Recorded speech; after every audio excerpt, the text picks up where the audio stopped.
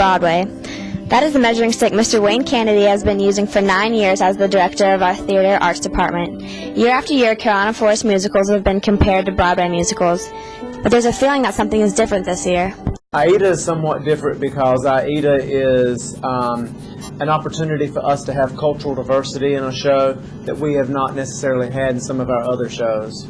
Aida is different in the first year that I was here, we did Little Shop of Horrors, and it's kind of a rock and roll kind of music show, and this one with the music being written by Elton John is kind of a rock and roll show, and we thought the students in the community would really like the music. The story of Aida requires people from diverse backgrounds to comprise the cast.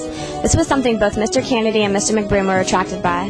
I wanted to do a show that would allow us to have more cultural diversity. This show gave us that opportunity, and we also had the student base that had a wonderful range of talent that we could present to the student population to show off some of that talent that they haven't seen in the past. This show is different from most shows that we can find in that it also features our African American students, and as we're trying to choose students that we want to feature in shows, we knew that Sheree Moultrie was one of our most talented students, and we certainly wanted to find a way to feature her, and Aida allows that to happen.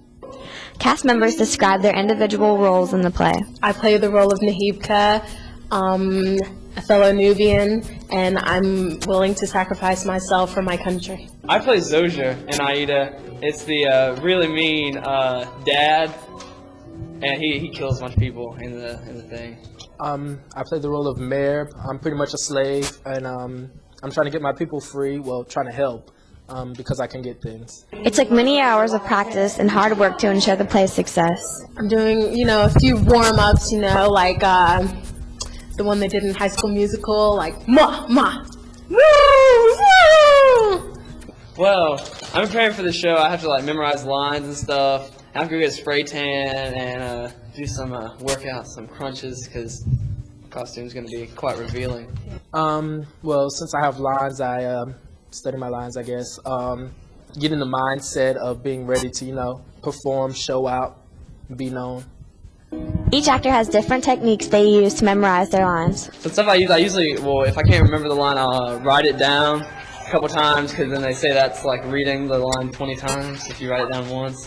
I kind of remember the last line of the person that speaks before me, and then I go with my line. Sometimes that doesn't work, but something close.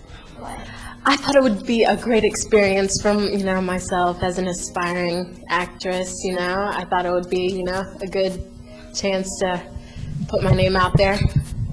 Shark Beauty.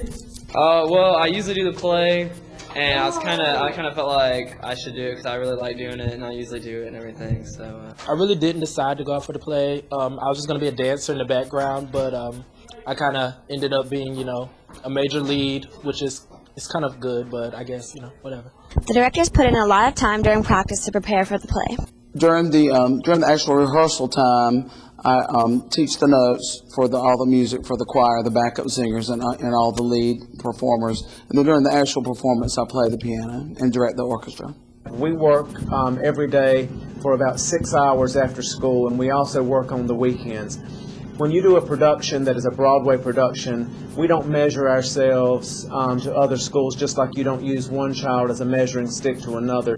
What we do is we use Broadway as the standard for our measuring stick. If Broadway is a measuring stick for our art department, it seems that we measure up nicely. This is Molly Long and Amber Lehman reporting for the Forest Fire.